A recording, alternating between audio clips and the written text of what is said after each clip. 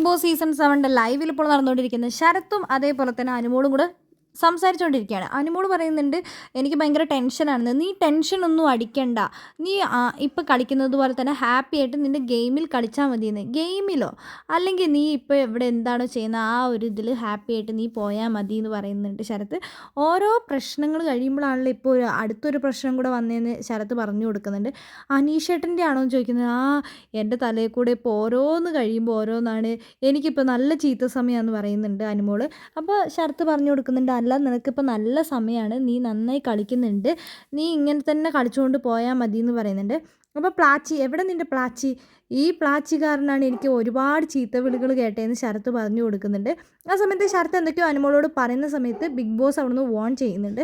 ശരത്ത് പറഞ്ഞ കാര്യങ്ങൾ മറന്നുപോയോ എന്ന് ചോദിക്കുന്നുണ്ട്. പുറത്തെ കാര്യങ്ങൾ ആരാ പറഞ്ഞതെന്ന് എല്ലാവരും ചോദിക്കുന്നുണ്ട്. അപ്പോൾ ശരത്തേട്ടനാണെന്നും പറഞ്ഞ് അനുമോളോടാണ് പറഞ്ഞതെന്നും പറഞ്ഞുകൊണ്ട് ശൈത്യമൊക്കെ അവിടുന്ന് ഓടി വരുന്നുണ്ട്. എന്താണെങ്കിലും അനുമോളോട് ഒരു കാര്യം ശരത്ത് പറഞ്ഞിട്ടുണ്ട്, പുറത്തത്തെ കാര്യം. എന്താണെന്ന് നമുക്ക് കാത്തിരുന്ന് കണ്ടറിയാം.